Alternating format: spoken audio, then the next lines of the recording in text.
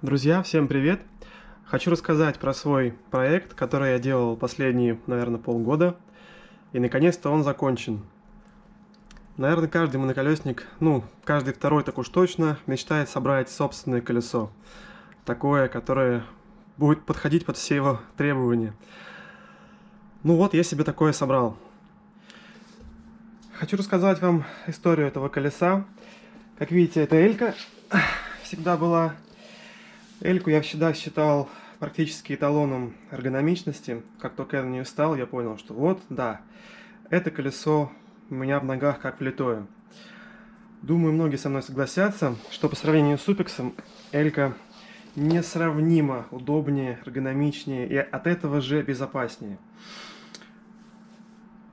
Ну, поездил я года, наверное, уже 2 или 3 на эльке. И мне стало сильно не хватать мощности, скорости и пробега. В связи с чем было принято решение скрестить эльку и супекс. Сначала я хотел простой супекс, потом вышел MS Pro, пошли эксперименты с скрещиванием контроллера MS Pro с мотором MSX, вполне успешные. Но в итоге я решил сделать оба варианта, попробовать. Был приобретен Супекс без батареи. Я его раскидал, лишнее продал, оставил мотор и контроллер, собственно говоря.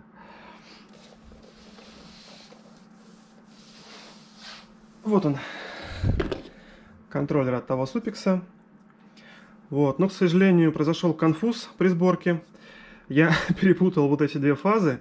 В итоге контроллер полыхнул сразу же, как только я его включил.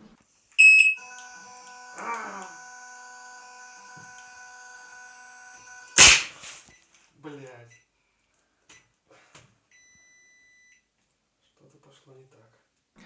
Ну, мне его уже починили, но пока мне его чинили, я купил контроллер от MS Pro и установил его в это колесо. Что у нас тут снаружи? Я сейчас покажу. Ну, как видите, это стандартная элька. Отличается она от эльки только лишь спицами мотора и вот этой вот железной штучкой сверху. Это у нас активный балансир, больше ему места нигде не нашлось. Включается так же, как элька. Вот, работает. Здесь у меня включается фара. Вот так. Фара усиленная на 8 Вт. Я покажу там картинки. Здесь у нас включается охлаждение. Вот, послушайте.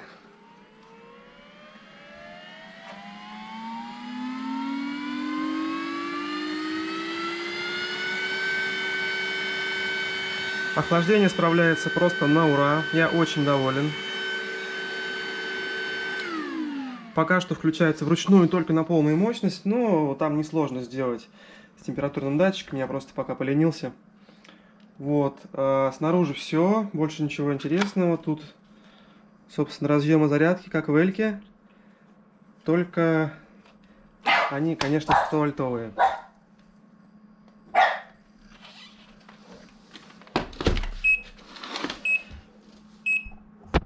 Педали, как можете заметить, хексы. Стойки тоже хексы. Стойки с хомутами не ставятся непосредственно на мотор MSX. Как я немножко позже объясню.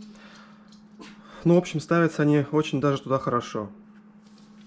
Резина здесь японская ERC SN12 70-114. Не знаю, можно ли найти такую сейчас или нет в таком размере. Ну, 2,75-14 точно есть. В принципе, то же самое. Вот, брызговик я сам нарисовал, напечатал. Подушки от Алексы. Довольно-таки удобные. Можно под себя настроить толщину и все такое. Ручка,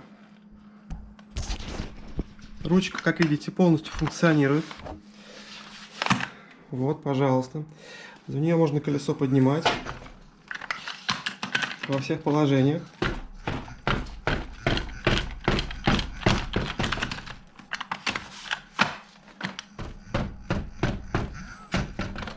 Датчик поднятия я не делал, потому что он мне нафиг не нужен. Ну а теперь перейдем к внутренностям.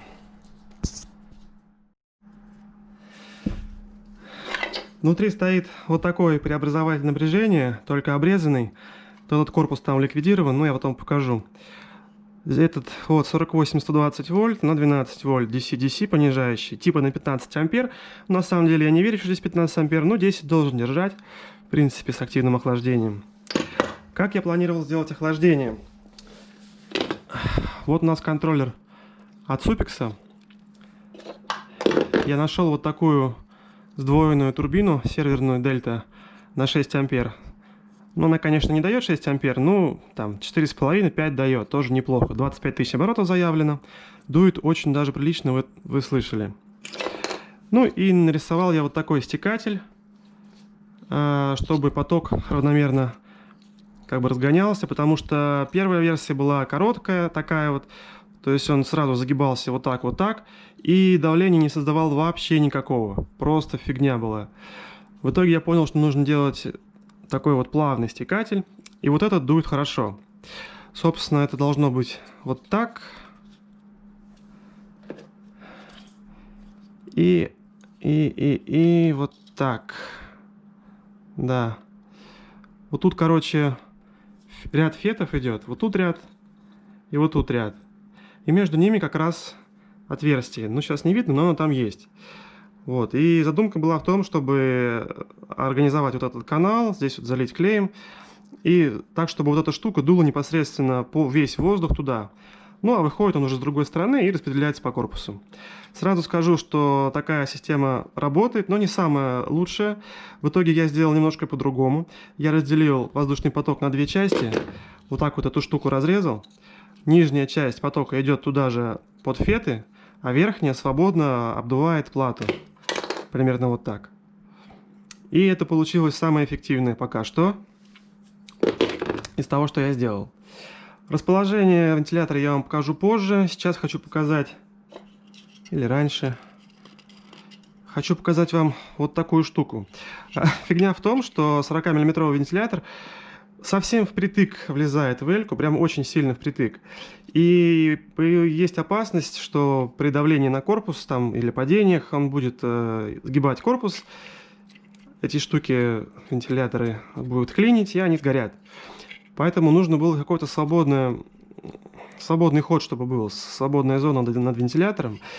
Поэтому я нарисовал, напечатал вот такую вот штуку. Это такой занизитель. Он позволяет установить вентилятор ниже уровня плоскости внутреннего корпуса. То есть вот этот вентилятор немножко торчит в арку. Там сделана дырка. И под эту дырку вот такая проставка. Сюда ставится, собственно, вентилятор. Таким образом. И получается, что он немножко утоплен относительно того положения, как если бы он стоял без этой штуки. На 2-3 мм там где-то как раз получается. Что, в принципе, как раз и было оптимально. Такая система сейчас там и стоит, и все хорошо работает. Фара тоже питается через дополнительный преобразователь от 12 вольт. Ну и стоит драйвер просто настроенный на такую температуру фары, при которой она еще не плавится, но уже там, ну, короче, градусов на 70 я настроил максимального нагрева фары, и получилось где-то 7-8 ватт с внешним радиатором. Ну, это я еще все покажу. Собственно, начал я работу с примерки. Взял старый корпус сательки, взял много-много банок, взял термоклей и начал набивать банки в корпус, прихватывать термоклеем, нагревать крышкой, прижимать на 4 винта, вот на эти вот, и смотреть вот отсюда вот сверху, неплохо видно, где там сколько места остается, собственно. Ну, таким образом собрал примерно вот такую конфигурацию. Дальше еще сделаю уточнение. Это вот правая сторона. Таким вот образом, ну, контроллер, соответственно, как на Supix. Больше его никак не поставить. И вот это левая сторона.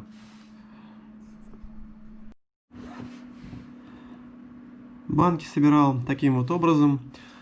8 в ряд, из них 6 Samsung E35E 10 амперные и 2 Sony VTC6 30 амперные.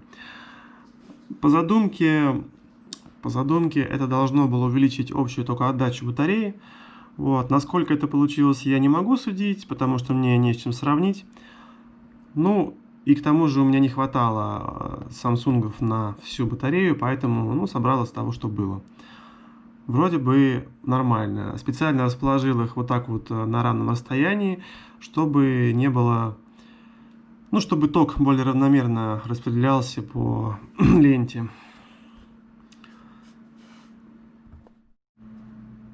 Вот, полностью собранная левая сторона. Нижний ряд 16, 16, здесь 10, 10, здесь 11, 11. То есть посередине 22, здесь получается 16 плюс 8, 16 плюс 8, сколько это мне лень считать. Здесь влезло тоже 16, 8 плюс 8, и здесь я не вижу, скажу на следующей фотке.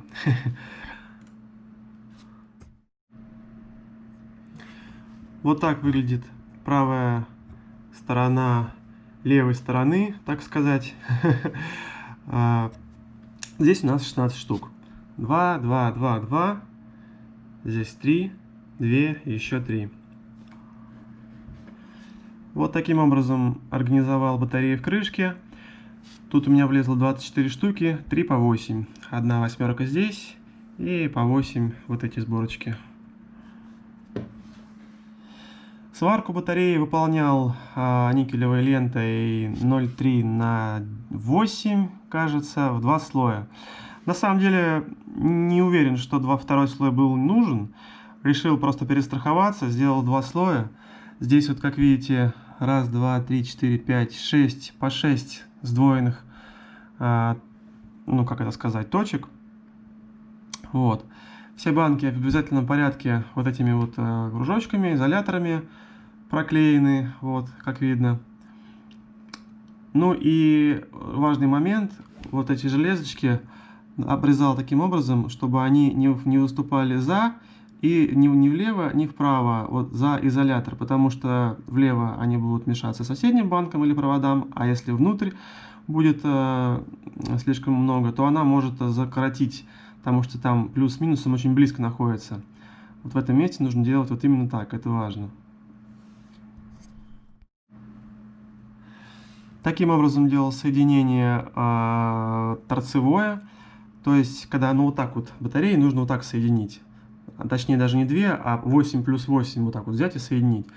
Берем 2 листка, варим с одной стороны, сюда привариваем вот так вот снизу вторую параллель, и потом просто вот так вот одна на другую переворачивается, сжимается, и получается вполне себе годный вариант. Батарею слева я уже показывал, покажу еще раз.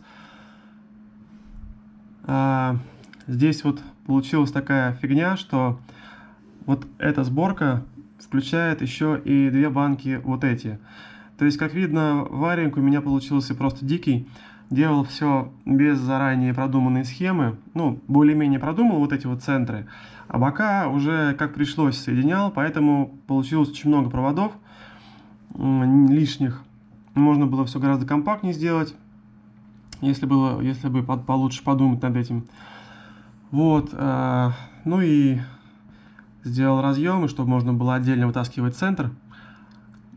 Там, я думал, может быть, буду пластины еще делать, пока что еще не сделал. Провода, собственно, 4 взял квадрата, но мне кажется, это избыточно, потому что те провода, которые идут от родной батареи, они всего лишь 2 квадрата. Поэтому можно было взять смело ГОСТовские 2,5 мягкий провод и спокойно делать им. Собственно, под балансир вырезал вот такую дырищу. Получилось впритык, как раз он вошел, даже пришлось немножко подпилить корпус балансира незначительно. Вот этим вот дремелем просто все вырезал. И щели залил герметиком. Если бы я не сделал эту дырку, то батареи не влезли бы в крышку вместе с балансиром, а так как раз все влезло. Вот так выглядит смарт-балансир. У него в комплекте идет вот такой железный корпус. Он весит, по-моему, 600 или 700 грамм, один только корпус. Но у меня не дошли руки сделать ему более легкий корпус, поэтому я оставил его как есть. Зато он довольно-таки хорошо защищен, промазал щели, да и все. Однако, чтобы он нормально поместился, пришлось перепаивать провода. Там идет колодка в одну сторону, из корпуса торчит, а это получается прямо на улицу, поэтому мне пришлось сделать в корпусе дырку, это внутренняя часть, соответственно. Ну и вот таким вот образом расположить провода, чтобы это все влезло, потому что он лежит прямо вот на этой плоскости, и если здесь провода не уложены вот таким образом, то нифига не влезает. Ну, в общем, можно, наверное, было бы и получше сделать, ну, как сделал, так сделал. Ну и, собственно, вот так это выглядит сверху. Примерно вот так выглядел мой рабочий стол. Я нарисовал схему, по которой пронумеровал все банки, какие смог, которые относятся к какой группе, и внутри группы какая, собственно, номер банки. Потому что если этого не сделать, запутаешься 100%. Просто нереально сложно. Вот здесь у меня левая сторона, это правая сторона, это боковая, это верх, это другая боковая. В общем, все это разрисовал, разбил. И таким образом даже ни разу не ошибся при сборке. Ну, а, собственно, вот так выглядит правая сторона. Тут, конечно, гораздо все интереснее. А также верх. После того, как я спаял все силовые, я начал паять балансирные. Ну, то есть от каждой параллели один проводочек, на него наклеивается изолента с номером, типа какой там 1, 2, 3, 4 и так до 24. Стоило, конечно, все это продумать заранее, но заранее и так было очень много работы, поэтому заранее особо не продумал, поэтому получилось такая вот сопляжуйство такое с проводами. Но тем не менее, у меня здесь все сделано на разъеме. Вот эти вот все идут на вот этот разъем, а вот его ответная часть. Крышка сюда надевается, все это соединяется вот здесь и сверху закрывается большой крышкой. Значит, тут у нас контроллер уже от MS Pro. Вот здесь кулер в своем ложе. Здесь стекатель направленный. Сейчас я покажу, как он работает. Здесь преобразователь напряжения, а здесь воздухозаборник. Вентилятор гоняет воздух не просто внутрь корпуса. У него есть определенный путь. Выходит он на светодиодную ленту, и одна из светодиодных лент является воздухозаборником. Вот, ну, обратно уже воздух выходит куда-то там через щели, обратного пути не предусмотрено. Испытание турбины.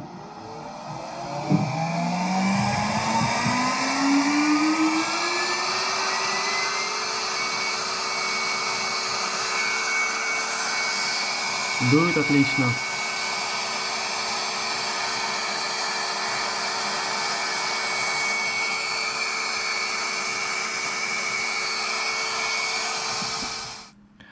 Вот так выглядит это место без кулера. Здесь вот, как видно, сделана дырка, видно мотор.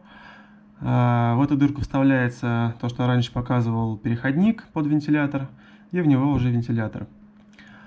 Вот эта алюминиевая часть от радиатора преобразователя, вот здесь вот феты на ней висят, и сделана таким образом, что она тоже будет обдуваться входящим потоком воздуха и худо-бедно охлаждаться.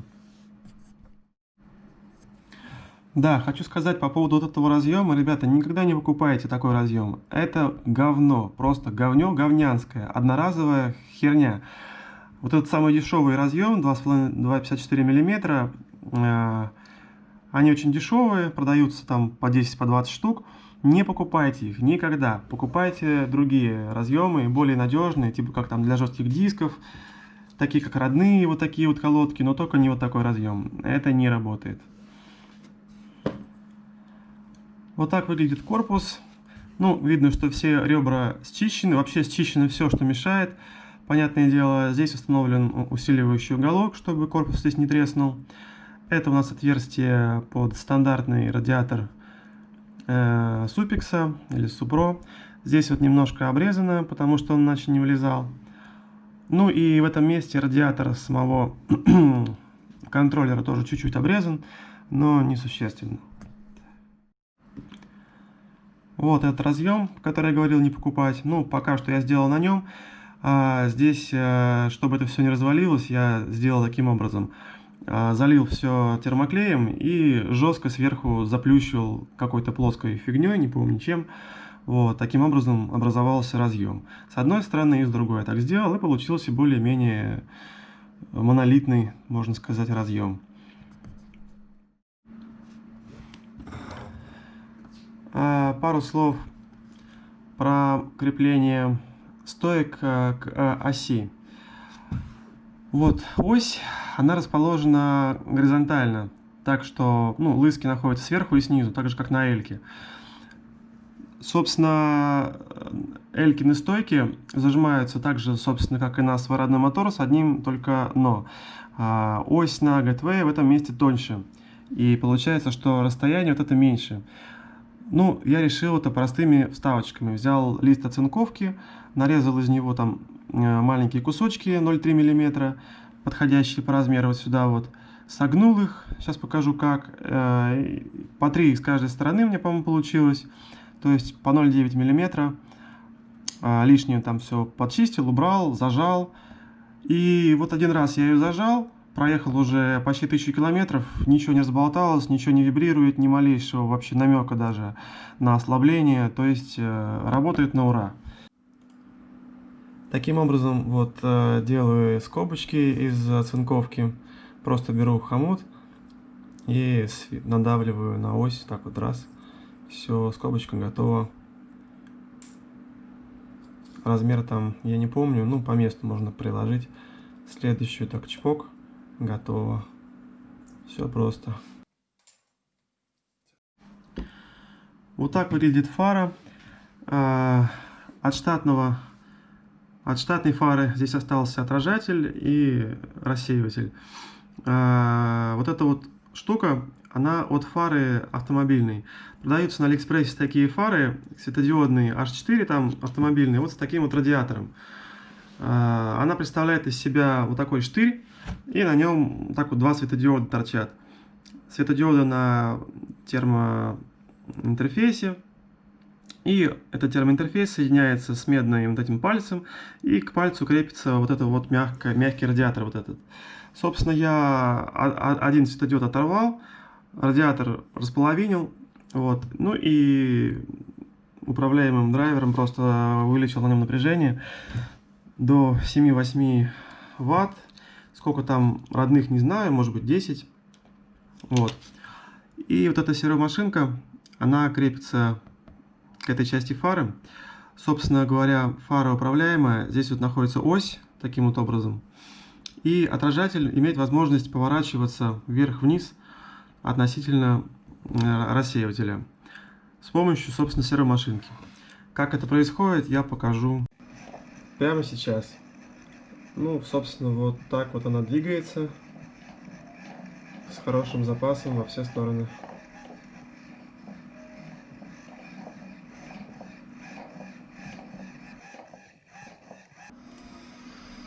Собственно, со сборкой все. Переходим к испытаниям. После сборки батареи испытываю ее вот такой вот набором таким параллельно соединенных ламп от прожекторов. Как видно, общая мощность 2,5 киловатта по ваттметру. Цифры вы видите.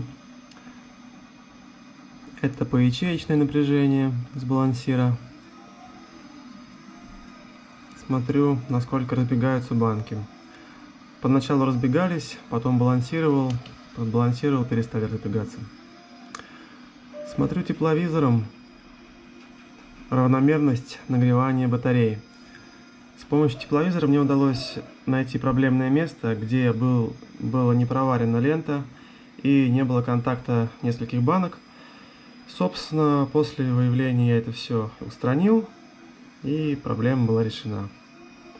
Вот здесь вот вверху посередине была проблема. Как видно, провода нагреваются гораздо сильнее, чем банки, но все равно не критично. 40-50 градусов максимум. И то редко.